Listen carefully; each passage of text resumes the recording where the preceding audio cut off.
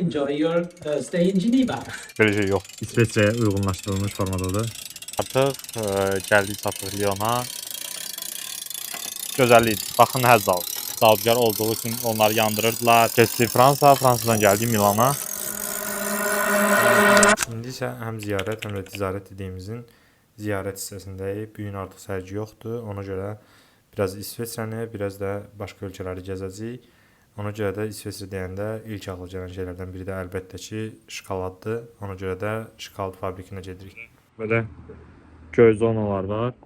Hansı ki, bu göy zonalardan saxlayanda ən səhv fərqi belə deyək. Göy zonadır, bir də qırmızı zonadır.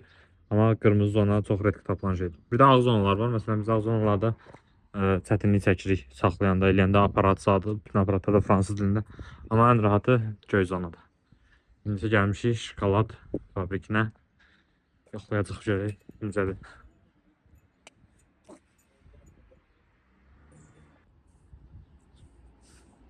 Belə bu formada qəşəng girişi var. Amma çox təəssüf ki, fabrik bağlıdır. Fabrik bağlı olduğuna görə biz icazə aldıq ki, sonunda girişdə bir dənə video çəkək. İndi sizə göstərirəm. Gördüyünüz kimi girişdən girdik. Balaca və çox təəssüf ki, zavod bağlı idi. Biz orada video çəkə bilmədik. Amma ən azından bu balaca və şirin mağazada sizə bir iki dənə detal çəkmək istəyərdim. İçəridə ümumiyyətlə içəridəki iydən belə hiss olunurdu ki, şokoladların keyfiyyəti olsun, dadı olsun. Bura gəlib indi konumu da əlavə edəcəm bura, yəni adında həm hədiyyələr ala bilərsiniz. Ümumiyyətlə İsveçrəyə gəlirsinizsə, almalı olduğunuz hədiyyə şokoladdır 100%. Çünki başqa Avropa ölkələrində də şokolad ala bilərsiniz, amma sırf İsveçrədəki dadda deyərdim ki, çətin. Yəni Avropada belə bu dadda ikinci bir şokolad tapa bilmərsiniz. İçəridə yəni hər zövqə görə şokolad tapa bilərsiniz. Südlü ola bilər, tünd ola bilər, bitter ola bilər, acı ola bilər. İndi yüngül dadım elədik. Belə şey yoxdur.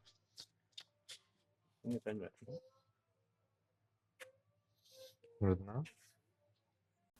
Əlbəttə ki, bura gəlib də buradan Azərbaycana hədiyyə aparmamaq mümkün deyildi.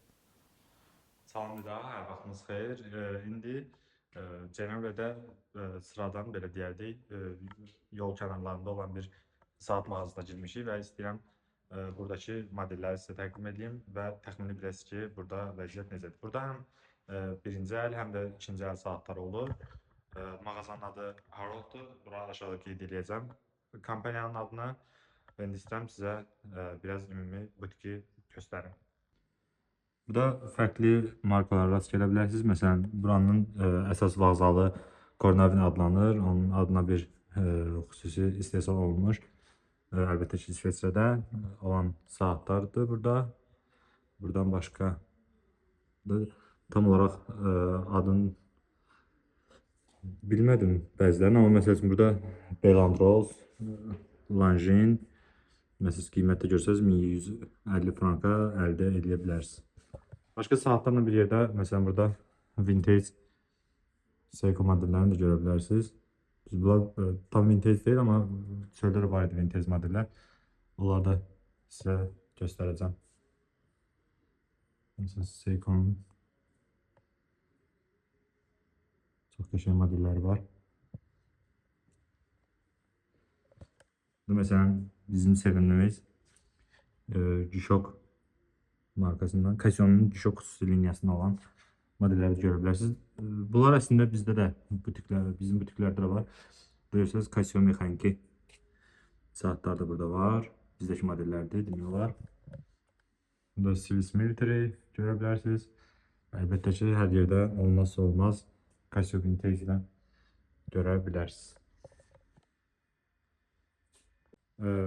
Və biz də belə bir kart var, kompaniyanın adını da taq edəcəm və sizi direktor olan Daniel Mesali ilə tanış etmək istəyirəm. Hello. Hello, nice to meet you. We are in the company Harold. My name is Daniel Mesali. I am a watchmaker and the owner of this shop. And we have a very nice small shop with new watches, new jewelry. That's what we are doing. But we also care a lot of second-hand watches. And what a lot of other stores are not doing, we have also some handbags and scarves from Hermes, Louis Vuitton, and Chanel. That's also another part of our business. So we mix together the nice luxury brands and watches and jewelry. Thank you very much. Thank you very much for coming. Enjoy your stay in Geneva. Nice to meet you. Come and meet us together. Of course. Thank Nice you to very meet you. much. Thank you very much. It was pleasure to meet you. Sağ olsun, çox səmimi insan idi və yerli İsveçrəlidir, yəni gəlmə deyil.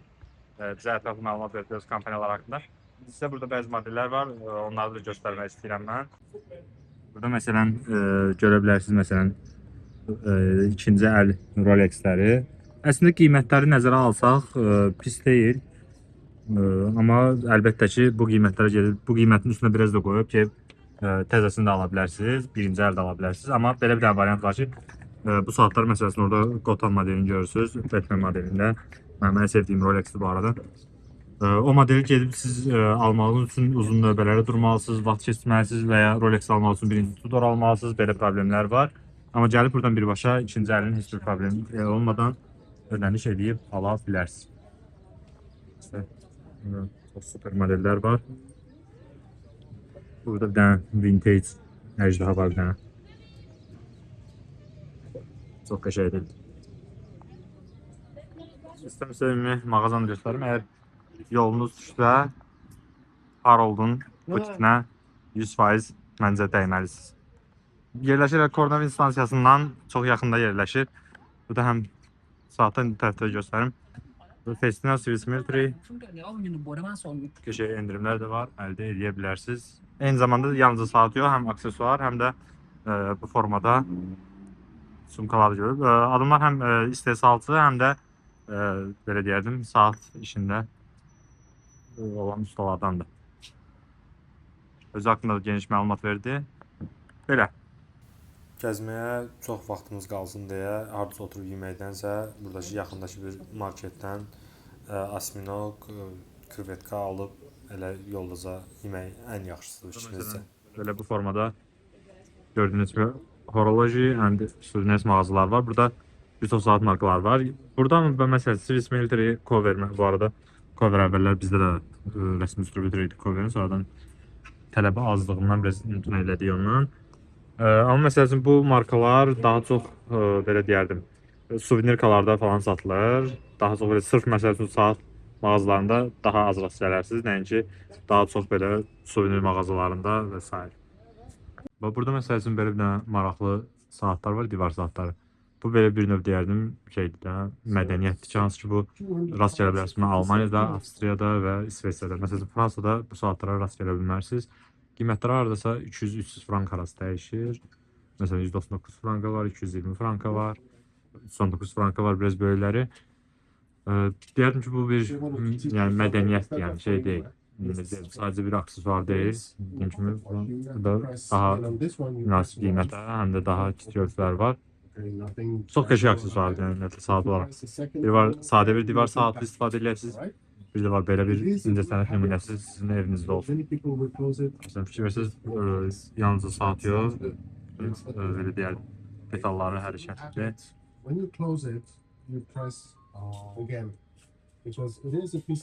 Bu da başqa bir suvenir mağazasıdır. Burada da gördüyünüz kimi suvenirlərin, maqnitlərin yanında bu formada saatlar da görə bilərsiniz. Bu saatların çoxu yerli istehsal və yerli bazar üçün belə deyərdim.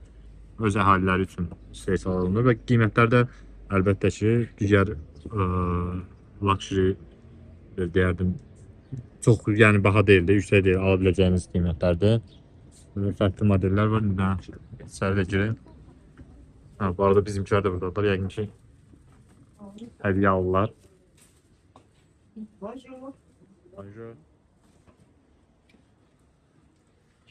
Victorina quşlar da var. Və belə mücrilər var. Vintage. Böyle sahneden böyle tip saatler de elbette ki olmazsa olmaz.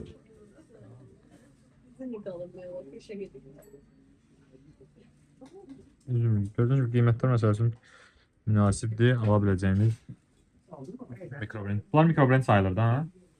Mateus Sosa da. Ha, yox, mikrobrend deyil, amma yəni orta segmentdə belə deyil.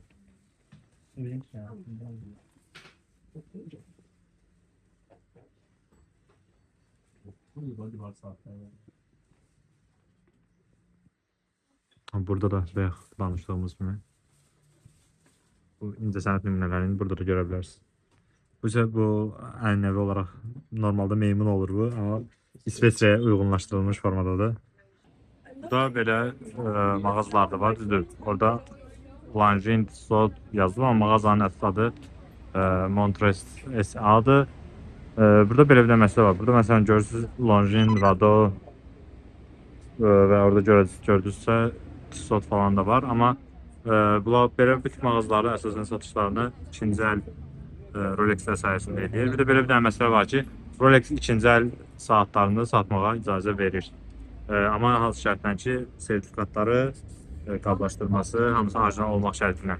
Və bu ikinci əl Rolex satışı bazarının dəyəri həddindən artıq yuxarıdır. Hətta bildiyim, məndə olan məlumata görə artıq şeyə qədər gəlib çatır. Yəni birinci əl satışından gələn xeyirə yaxın bir xeyirlə çıxılardı.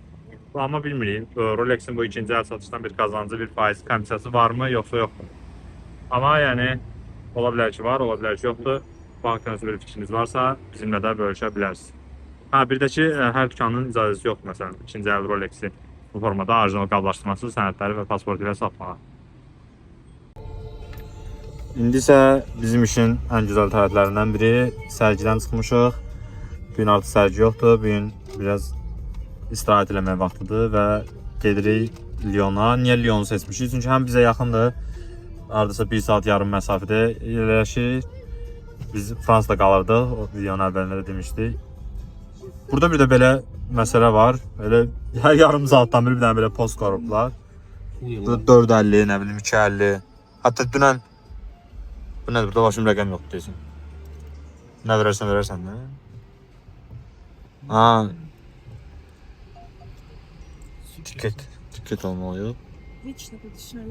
Ha, dünən xırdamız yox idi deyə 50 euro verdi və bizə o belə 1 kilo şey verdi. Qəpiklər verdi. Amma burada nəsə başqa temadır deyəsən. Bu başqa temadır. Burada fərqli idi. Burada böyük ehtimal ki, belə kart verirlər bizə. Yəqin ki, bu çıxışda bu kartı oxudub ora, belə parkovka kimi də bir növ şey deyək. Artıq gəldik, çatdıq Lyona. 2 saat yoldan sonra belə maraqlı bir yerdə maşın saxlayıb çıxmışıq. İndi çalışacağım şəhəri bazardığım qədər sizə detallı göstərim. Belə düzdür, mən Parisdə olmamışam, amma mənimlə gələn kollegalarım olublar Parisdə və deyirlər ki, Parisə çox oxşuyur. Belədir, hətta orada balaca bir dənə Eyfeldə tikiblər. Artıq Lyondayıq, gördüyünüz kimi belə. Bir qəsəbə, böyük şəhərdir, amma küçələri dəhşət dardır. Parkovkası çox dardır. Amma belə ümumən qəşəngdir, hava çox qəşəngdir birinci növbədə, yəni. Əsl yaz havası. Elə oturub arası qəşəng çay içəsən, bu sırada çay biraz ciddi problem. Yəni belə. Heykəlimiz. Orada balaca Eyfelimiz. Görək başqa nə tapılır. Əlbəttə ki, hər şeydən əvvəl 2 saatlıq yolun üstündən qabağımıza çıxan ilk İtalyan restoranında özümüzü verdik. Burada da gələn kimi sırası gözümüzü həmişə kiminə çəkir. Saat butiklər. Gedədən yaxından baxaq görək nə var yox. Swatch, Cartier, burada Mayer yazılıb. Maraqlı bir reklam panosu var.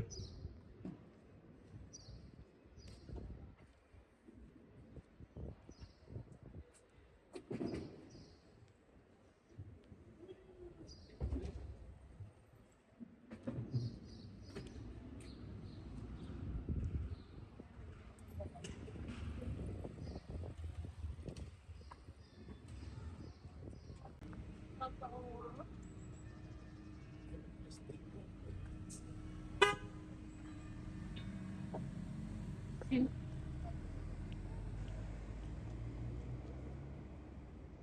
isə Lyonun başqa bir belə deyək, mərkəzi küçəsindəyik. Burada Lyon bazilikası var yenidən qarşımızda və bu tərəfdə bir dənə heykəl var ki, bu heykələ istəyərdim diqqətinizi çəkim.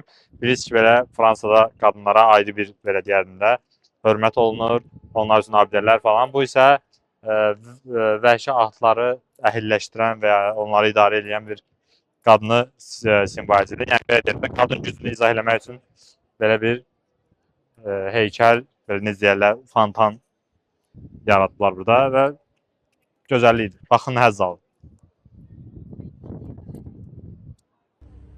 Aslında o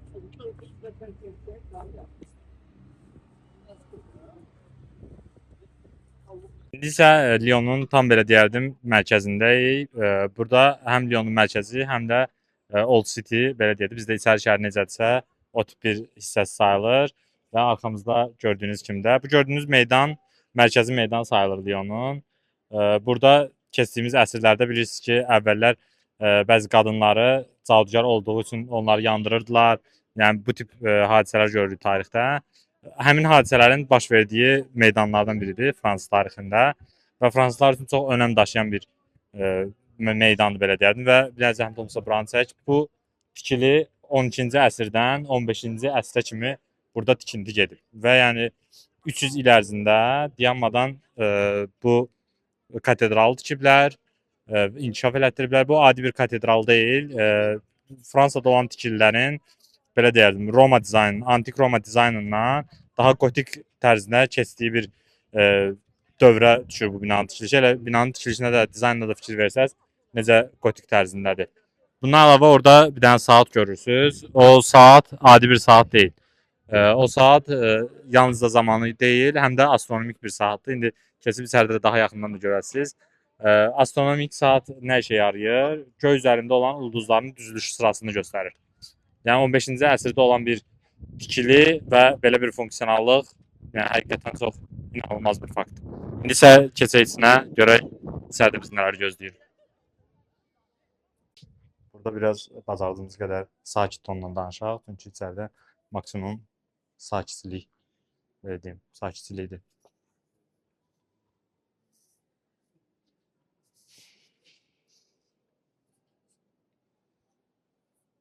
Burada şey deyə bilirsiniz.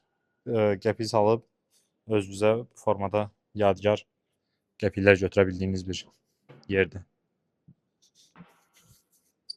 Burada belə iyanə qutuları var. Bizdə necə məscidlərdə iyanə qutular olur, burada da o formada. Bildiyimiz qədər burada içəridə bir yerdə saat da olmalıdır. İndi hal-hazırda istəyirik onu tapaq göstərək. Orada məsələn şamlar falan yandırıb dualar eləyə bilərsiniz.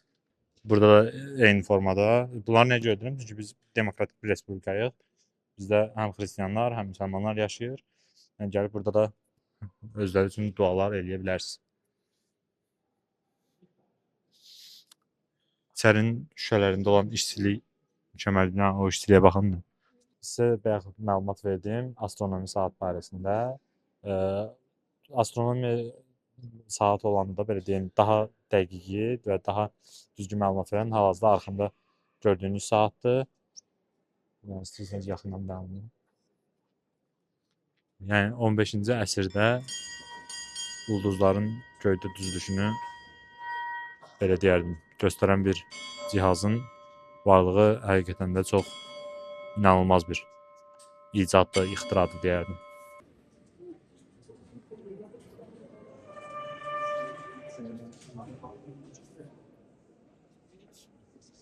Və gördünüz ki, burada mənə şey elədilər, oradan işarə edildilər ki, papağı çıxartmaq lazımdır. Bu maraqlı bir şeydir. Yəni hörmət əlaməti olaraq da papaqla olmazmış. Maraqlı. Belə deyək də, belə bir inanc var katoliklərdə. Baxsaz belə bu formada kinolardan da görmüşük bunları. Bir çox kinolarda da olur. Günah çıxartmaq dediyimiz, yəni otur əyləşirsən, digər tərəfdə isə keşiş oturur, sən öz işlədiyin günahları orada danışırsan, ifadə edirsən özünü və yəni burada dediyin şeylər də yəni heç bir yerə belə deyərdim də çıxmır və bu belə bir inanc var ki, sənin günahların bağışlanır və sən günahlarından arınırsan. Şəhər isə ümumi belə Bir növ belə deyərdim, elə İsveçrədə bənzəyirdi. Binaların tikilişləri olsun, ümumi insanların yaşayışları olsun. Məsələn, burada da İsveçrədə olduğu kimi dəhşət çox velosiped istifadəçisi var. Avropada ümumiyyətlə bəlkə də bu bir siyasətdir ki, insanları velosiped sürməyə belə deyim, təşviq edirlər. Çünki məsələn, küçələr dardır, ona görə elə məsələn də burada daha belə iri maşınlar sürməyi çox da belə deyərdim, tərcih eləmirlər. Maksimum dərəcədə kiçik maşınlar və velosiped. Burada belə bir dənə yer gördük, hansı ki orada Game of Thrones-dan House of Targaryen ailəsinin loqosu var idi. Onu ilk görəndə belə çox sevindim. Dedim ki, yəqin ki, hansısa səhnələrin çəkildiyi yerləri, çünki həqiqətən çox bənzəyirdi. Yəni orada bəzi epizodlarda olan səhnələrdəki məkanlara çox bənzəyirdi. Amma internetdə də baxdım, belə bir məlumat yox idi. Ola bilər ki, sadəcə prost loqonu istifadə etmişlər, amma ora deyildisə belə, içəri çox maraqlı mağaza idi. Əgər belə mənim məsəl üçün marağım vardı həm oyunlardan, həm kinolardan, tarixi belə deyərdim, medieval temalı həm kinolara, həm də oyunlara marağım olduğu üçün mənim üçün çox belə maraqlı təcrübə oldu. Çox belə qəşəng, fərqli aksesuarlar var idi, suvenirlər var idi. Həm hədiyyəli, həm də belə özünüz üçün ala biləcəyiniz çox qəşəng aksesuarlar var idi. Həm geyimlər olsun, həm papaqlar olsun və ya istəsəz özünüz üçün belə fərqli təbliğələr də götürə Onu bilərsiniz. da həsr eləyirik bu kadrı Romada olanlara. Çünki bu küçə konkret Roman vibe-ını verir, Roma xatırladı. Küçələr, suvenirkalar. Bu günlük bu qədər. İndi qaydıq təkrar otelimizə. Sabah isə hara gedəcəyimizə hələ ki qərar verməmişik. Onu videonun növbəti saniyələrində daha dəqiq biləsiniz. Burada isə kef eləyən fransız xalqını görürsünüz. Bir də ki, fikrinizi nəyə çəkmək istəyirəm, bunu yəni deməsəydim olmazdı. Burada yollar çox deyərdim möhtəşəmdir. Yəni məsələn dağların içindən başqa bir keçidlər var. Məsələn qabağımızdan yol gəlir, həmin yol keçir bizim yolumuzun altından, keçir dağın içindən gedir. Üst-üstə belə deyərdim 2 mərtəbəli, 3 mərtəbəli yollar. Yəni məsələn də dağlıq şəraitdə yerləşir. Həmin biz qalan oteldən belə deyəndə Lyona gedən yol. Yəni yol çox dəhşət mənzərəli və gözəl idi. Adam heç yorulmurdu. Yəni 2 saat hardan gəldi, hardan keçdi hiss eləmədik. Bundan əlavə də yolun infrastrukturu çox qəşəngdir. Dünənki gözəl səyahətin şirin yorğunluğu canımızdan çıxandan sonra bir gün qərar verdik ki, Mont Blanc-a gedək. Nəyə görə? Çünki məsələn İsveçrədə biz yəni hər addım başı Mont Blanc markası, hər addım başı Mont Blanc suvenirləri, hər addım başı Mont Blanc maqnitləri. Elə bu da bizi həmişə fikirləşirdi ki, Mont Blanc-a nə vaxtsa gedib yaxından baxmaq lazım. Biz hələ keçən ilki videolarımızda da Mont Blanc haqqında danışırdıq, onun uzaqdan görüntülərini verirdik. Ona görə qərar verdik ki, bu səfər gedək Mont Blanc-ın düz ətəyində yerləşən Şamoni qəsəbəsinə və əgər açıq olsa, əlbəttə ki, Mont Blanc-a da qalxmağa çalışacağıq. Əgər olmasa, məcbur ətəyində biraz gəzişib, yəqin ki, sonra yenidən qayıdacaq otelimizə. İndi isə getdik Mont Blanc-a daha yaxından baxmağa. Artıq Mont Blanc-a yaxınlaşırıq. Yaxınlaşa da hər dəfə baxırdıq ki, budur, gördüyümüz Mont Blanc-dır, görən girdik Google Map-dən baxırdıq. Yox, bu deyildi. Mont Blanc-a yaxınlaşdıqca da indi gördüyünüz kimi belə paraşütlə tullanan və göyün üzündə süzülən insanları görmək olurdu. Həm göyün üzündə süzülən insanları, həm kanatlar, yoldakı mənzərəyə isə konkret olaraq yəni söz ola bilməz də. Çox belə dağların arasından olan, çox belə möhtəşəm təbiəti, möhtəşəm havası olan yerlərlə səyahətimizi eləyirdik. Hardasa oteldən belə deyərdim 1 saatlıq məsafədə idi. Kanatları da görürsüz. Yolda hələ Mont Blanc-a çatmamışdan qabaq belə kanatlar var idi. Çünki həqiqətən də həmin Şamoni qəsəbəsi elə bir neçə dənə dağın ortasında yerləşirdi. Yenidən tunelləri. Buranın tunelləri ümumiyyətlə çox maraqlı olur. Maraqlı və uzun olur. Hardasa dünən də məsələn var idi. İsveçrədən girdik, Fransadan çıxırdıq. İndi bura girdik, görək hardan çıxırıq. Wow.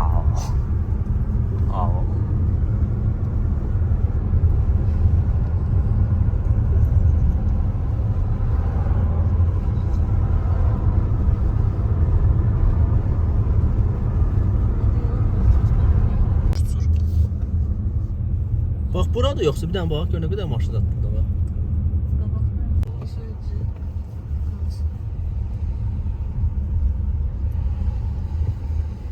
Bu məlumatı burada öyrəndiyimə bilmirəm. Açıq biraz utandım da. Çünki mən elə bilirdim ki, Mont Blanc İsveçrədə yerləşir. Niyə bunu bilir? Niyə belə fikirləşirdim? Çünki Mont Blanc markası var birinci növbədə. Bu İsveç saatlarda istehsal edirlər və çox məşhurdur və İsveçrədə də Mont Blanc'ı çox güclü PR edirlər. Hər yerində, yəni dediyim kimi Mont Blanc'la bağlı nələrsə var. Hardasa saat yarım, 1 saatdan sonra gəlib çatdıq Şamoni qəsəbəsinə. Cenevra yaxınlığındadır, amma Cenevrədə deyil, Fransadadır. Videonun əvvəlində daha detallı məlumat verdim sizə. Belə, bura belə başa düşdüyümüz qədərilə çox adam şeyə gəlir, xizəyə sürməyə gəlir və burada axır ki Mont Blanc'ı yaxından görə bildik. Kanatla insanlar qalxırlar Mont Blanc'a, oradan xizə ilə sürüşürlər. Belə, biz deyirlər, fransız xalqı keyf edir. Şamoniyə gəlsəz, belə bir dənə yer var burada, əlavə eləyəcəm adın, Google Map'dən yerin. The Dainty adı və çox belə maraqlı bir faktla üzləşdik burada ki, sifariş verdiyimiz hər şey demək olar ki, halaldır, halal kəsimdir. Özləri kəsirlər burada və ən maraqlı nüansı odur ki, yəni müsəlman deyirlər, fransızdılar, amma sağ olsunlar belə bir dənə qəşəng yer açıblar və yeməkləri də halaldır. Və çox qəribə öz içkiləri var. Bunların dadlarına baxdıq. Çox belə fərqli içkilər də özlərindir, öz markalarındır. Kolanın biraz başqa cürü var, Sprite'ın biraz başqa cürü var, Ice-Tea'nin biraz başqa cürü var. İndi pizzaların da dadına baxacaq. Müqayisə də eləyə bilərik buranın məsələn də atıram düzdür. Buranın Şahdağla müqayisə eləmək biraz ayıbdır. Gəlmişik Mont Blanc'ın ətəyinə də. Amma məsələn qiymət baxımından müqayisə eləsək, qiymətləri də çox münasibdir. Məsələn, böyük pizza 17 franka gəldi oturdu, təxmini 31-32 manata. Bakının qiymətləri də Şahdağında deməzdim də. Şahdağda çayı elə 30-40 manata verirlər. Yəni gələndə bu tərəflərə burada peşə gəlib istirahətinizi necə deyirlər, düzgün təşkil edə bilərsiniz. Bir də burada paraşüt var. Əgər gəlsəz yolunuz tutsa 120 euroya idealdır. Çünki Bakıda da qiymət paraşütün 250-300 manat və çox qısa məsafədən uçursunuz da. Amma burada 120 euroya məncə bomba kimidir. 86 euroda kanat olmalıdır. İstəsəz kanatda da gəzə bilərsiniz. Ya dediyim kimi, yəni bizdəki qiymətdir, amma məsələn, baxsaz elə hamı bayaqdan hamı bütün aparaturasını yığıb gedirlər.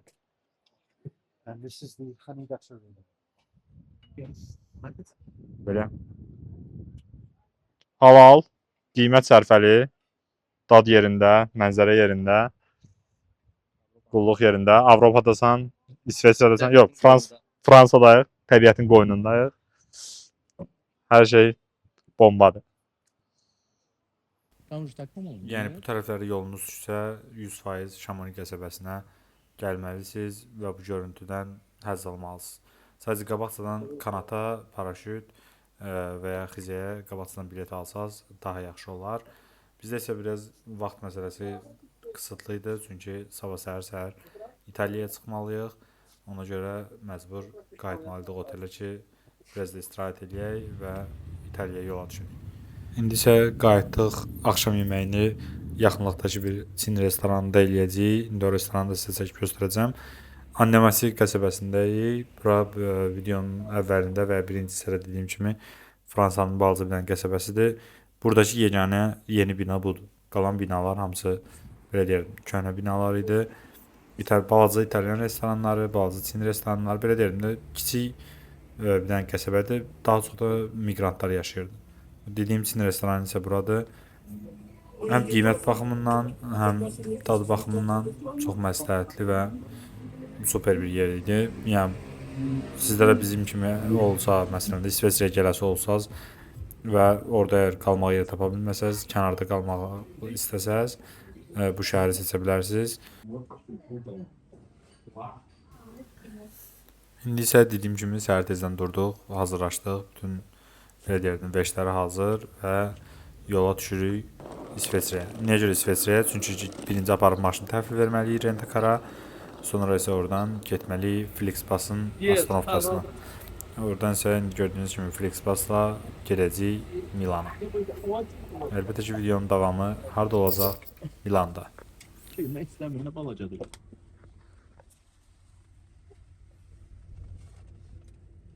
Burada qəribə bir şey oldu. Bunu da istəyirəm sizinlə bölüşüm. Flixbus'larda olur bəzən belə bir şey. Biz bir dəfə dayanmalıydıq, amma 2 dəfə dayandıq. İkincidə deyəsən yoldan əlavə adamlar götürürdü. Mən belə başa düşdüm. Amma olmaya da bilər, günahını girəmərəm, amma biletdə yazılmışdı ki, bir dəfə dayanacaq. Salam bir daha, biz artıq Milandayıq. 5 saatlıq maraqlı bir dənə yoldan sonra çox qəşəng belə dağların arası, zat belədən ümumi çox qəşəng, çox mənzərəli yollarla gəldik Chamonix, Chamonixdən keçdik Fransa, Fransadan gəldik Milana. Belə.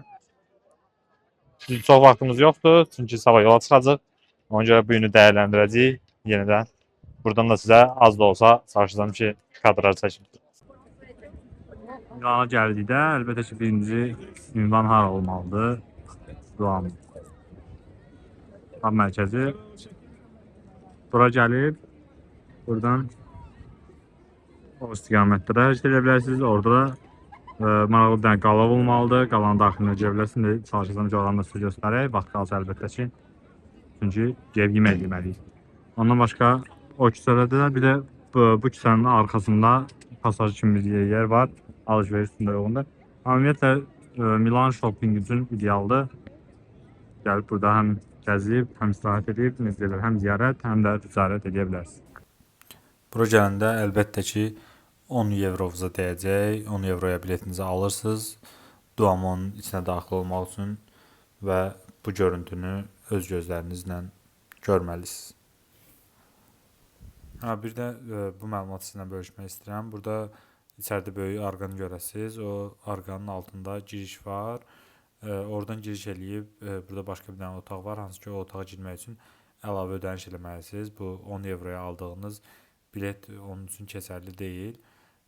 O otaq nə üçündür? O otaqda xristianların dediyinə görə, belə deyəlim, yəni xristianlarda belə deyək də, dində belədir ki, İsa Peyğəmbəri çarmığa çəkilib və onu mismarlayıblar həmin çarmığa.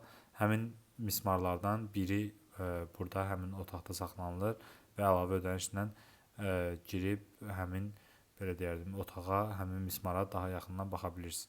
Amma əlbəttə ki, biz Azərbaycan sayağı əlavə ödəniş eləmədik. Buradan yaxınlaşıb bu pəncərədən də ora baxa bilirsiniz, buradan da baxa bilərsiniz və əlavə pulunuz da qalır cibinizdə. Çünki bizə görə düzgün bir şey deyil. Çünki o, məsələn, bizim dində İsa Peyğəmbər çarmığa çəkilməyib, qeyb olub, belə deyərdim.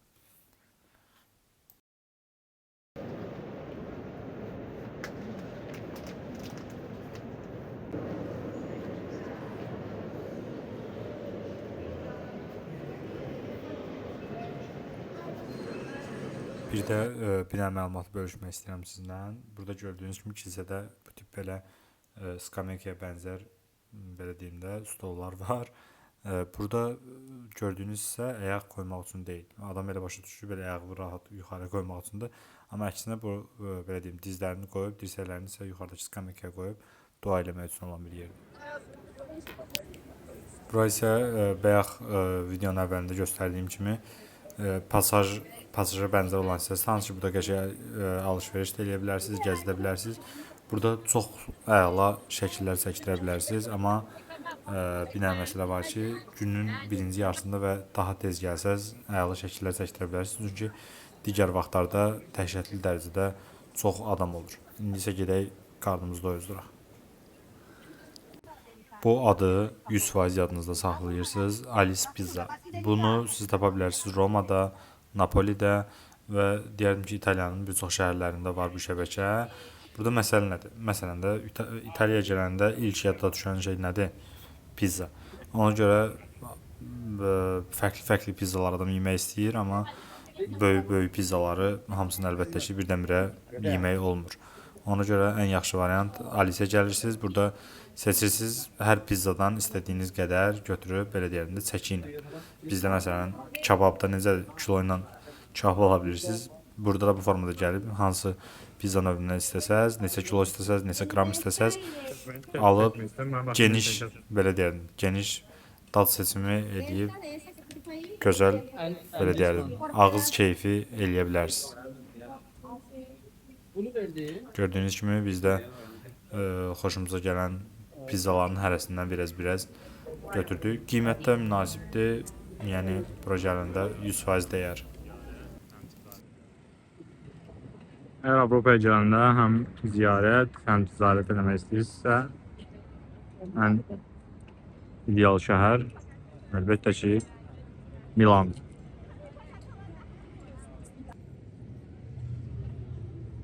Burada bir dənə belə maraqlı bir dənə Starbucks tapdıq. Burada bir dənə boğazımızı yaşlayaq.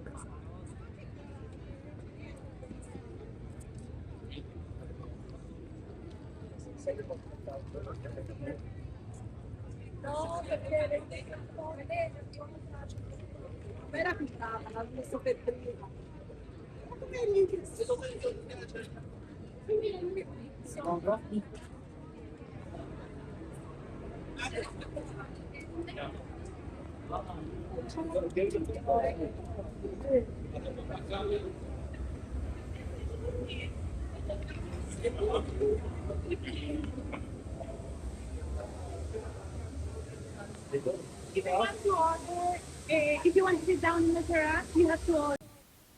Bura belə deyərdim, Loro dillə desək, əsl antikvar bir Starbucks idi. Lövhələr, içəridə böyük lövhələr, içəridə böyük aksesuar. Yəni bir növ belə deyərdim, həm shopping eləməyə, əgər Starbucks xoşlayırsınızsa və ya kofe xoşlayırsınızsa, buradan istədiyiniz belə deyərdim, hədiyyələr də ala bilərsiniz, kofe də ala bilərsiniz, Starbucks temalı fərqli aksesuarlar da ala bilərsiniz.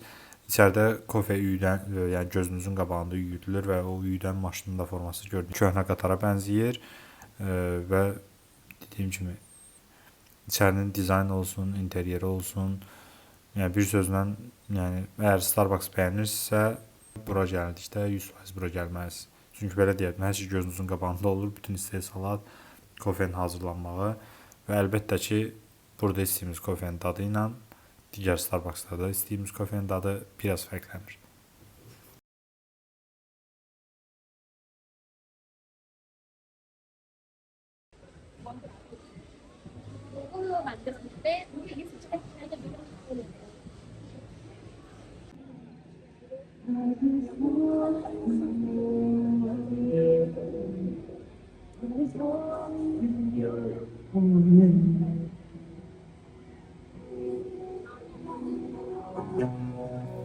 İndi isə səyahətimizi asta-asta başa vurub Azərbaycana qayıtmaq vaxtıdır.